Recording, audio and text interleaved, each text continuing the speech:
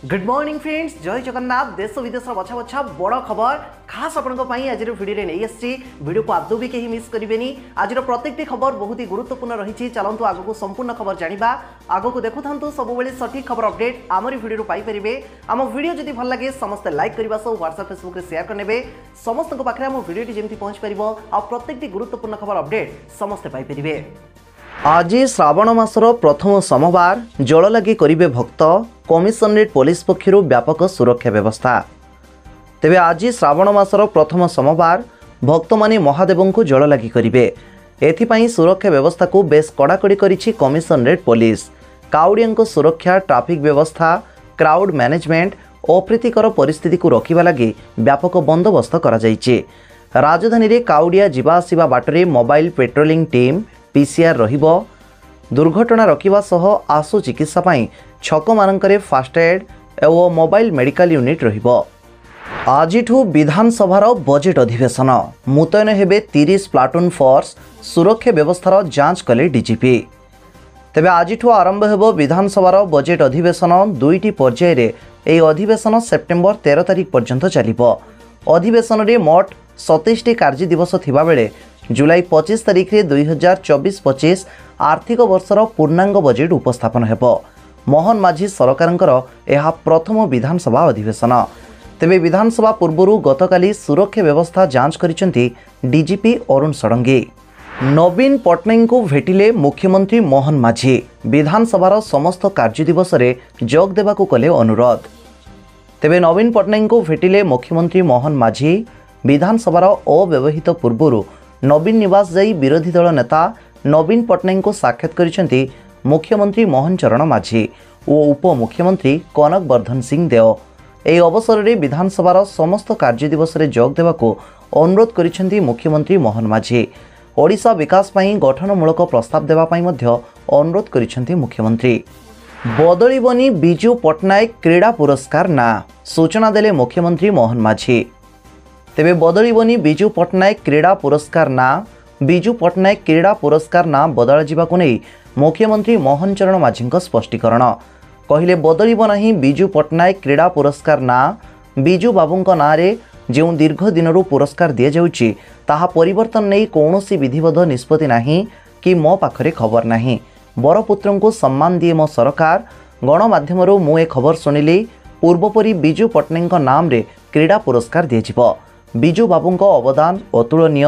बिजू पट्टनायक क्रीड़ा पुरस्कार जेमिति चलिथिला सेमिति चलिबो। बांग्लादेश रे संरक्षण विरोधी आंदोलन अणायत।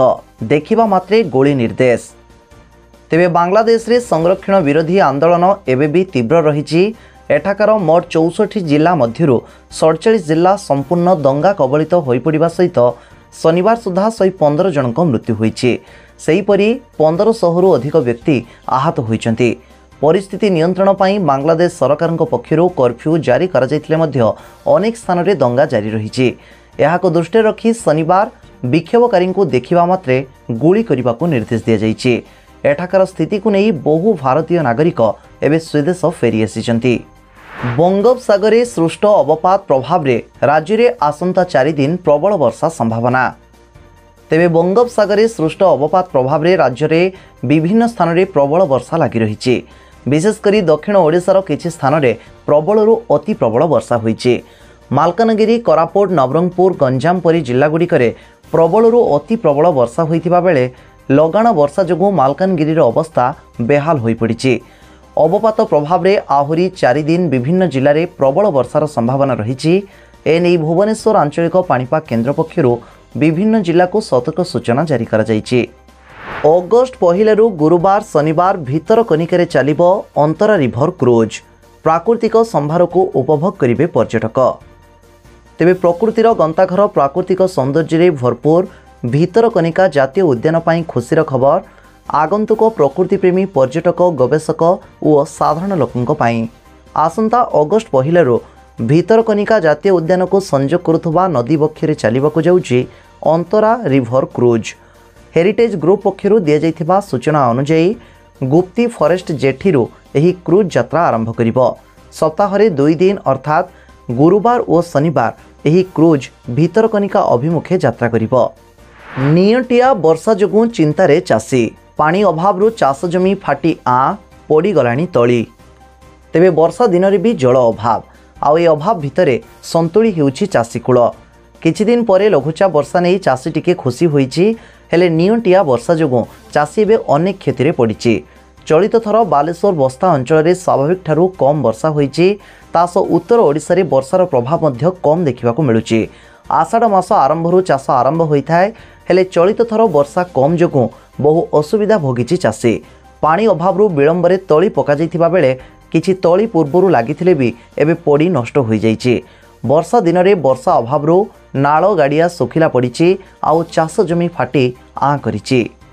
समस्त आरटीओ को परिवहन कमिशनर चिठी जांच कर सबु स्कूल बस। तेबे स्कूल बस रे अग्नि निरापत्ता नियम पालन को सुनिश्चित करने दिगरे राज्य परिवहन प्राधिकरण पक्षरु निर्देशनामा जारी होइछि। केंद्रीय मोटरयान नियम 1990 धारा 125C अनुଯାयी समस्त स्कूल बस रे अग्नि निरापत्ता व्यवस्थार सठिक अनुपालन हेबा अनिवार्य। जदि एपरी होई नाही तेबे खिलाफकारी विरोध में दृढ़ कार्यानुष्ठान ग्रहण करने को समस्त आंचलिक परिवहन अधिकारी को राज्य परिवहन कमिशनर अमिताभ ठाकुर निर्देश देइछन्ति। उषा पाढ़ी नाँ रे फ्रॉड व्हाट्सएप अकाउंट खोली ठकेई उद्यम निज सोशल मीडिया अकाउंट रे सूचना देले गृह निर्माण और नगर उन्नयन विभाग प्रमुख शासन सचिव उषा पाढ़ी।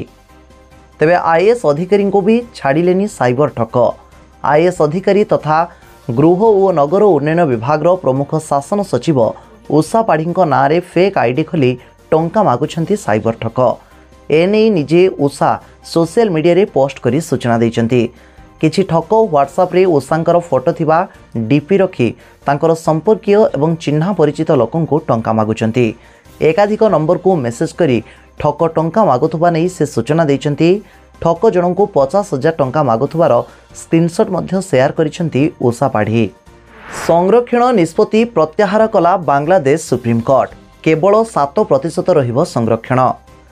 तेबे संरक्षण दाबी रे बांग्लादेश रे लागिथिबा हिंसार स्थिति को देखिबा परे बांग्लादेश सुप्रीम कोर्ट संरक्षण निष्पत्ति को प्रत्याहार करि नैछन्ति। रविवार दिन बांग्लादेश सर्वोच्च न्यायालय एही निष्पत्ति नैछन्ति। कोर्ट तांको बयान रे कहिछन्ति कि संरक्षण विरोध रे देश रे लागि रहिथिबा अशांति अनेक लोकंको जीवन हानि को नजर रखी कोर्ट 93% सरकारी चाकरी मेधा आधार रे देबाको आदेश दैछन्ति। बाकी 7% 1971 मसीह बांग्लादेश स्वतंत्र संग्राम रे शहीद होइतिबा परिवार लोकंको पई छाड़ी दिया जाइछि। पूर्वरु एही वर्गर लोकंको पई सरकारी चाकरी क्षेत्र रे 30% संरक्षण व्यवस्था थिला। कर्नाटक आईटी संस्थागुड़िक कर्मचारी कार्य समय को 14 घंटा पर्यंत वृद्धि करने को देले प्रस्ताव। तेबे कर्नाटकर आईटी संस्थागुड़िकर एक निष्पत्ति एवं कर्मचारी मुंड बिंधार कारण बनी। कर्नाटकर आईटी संस्थागुड़िक कर्मचारी कार्य समय को 14 घंटा पर्यंत वृद्धि करने को दाबी करथिबा बेले एबे एहाकु नै विरोध होइछि। कंपनी गुड़िक राज्य सरकार को एक प्रस्ताव दाखल करिसेंति कार्य समय वृद्धि करने को दाबी करिसेंति बोली सूत्ररू प्रकाश। एही पदक्षेप को स्वास्थ्यगत समस्या एवं छटेईर कारण दर्शाई एहाकु अमानवीय बोली कही विरोध करिसेंति कर्मचारी। Paris Olympics 2024। प्यारिस ओलंपिक्स पूर्व बीसीसीआई बड़ फैसला भारतीय आथलीट को देव 8.5 कोटी। तेबे प्यारिस ओलंपिक्स 26 जुलाई रे शुभारंभ हेबो। खेलर महाकुंभ रे लढ़िबे मोट 10,000 प्रतियोगी। भारत मध्य एथिरे भाग नहीं सारा विश्व में निजर त्रिरंगा लहराइबा पई प्रस्तुत। दिन केईटा परे जना पड़िबो भारतर किए हेबो स्वर्ण विजेता, काहाकु मिलिबो रौप्य और किए संतुष्ट रहिबो कांस्य रे। प्यारिस ओलंपिक्स आरंभ हेबार किछि दिन पूर्वरु बीसीसीआई भारतीय क्रिकेट परिषद एक बड़ घोषणा करिछि। बीसीसीआई सचिव जय साहा भारतीय आथलीट को साहाय्य और सहयोग पाई 8.5 कोटी देबाकू घोषणा करिसेंति। बोर्ड एही राशि इंडियन ओलंपिक्स एसोसिएशन को प्रदान करिबो। जय साहा सोशल मीडिया रे एहा जणाइछन्ति। आजिठू मैट्रिक सप्लीमेंटरी परीक्षा आरंभ। तेबे आजिठारू राज्य में मैट्रिक सप्लीमेंटरी परीक्षा आरंभ हेउछि। ओडिशा माध्यमिक शिक्षा परिषद द्वारा परिचालित मैट्रिक सप्लीमेंटरी और राज्य मुक्त विद्यालय सर्टिफिकेट रो परीक्षा आजिठू जुलाई 31 तारिख पर्यंत चलिबो।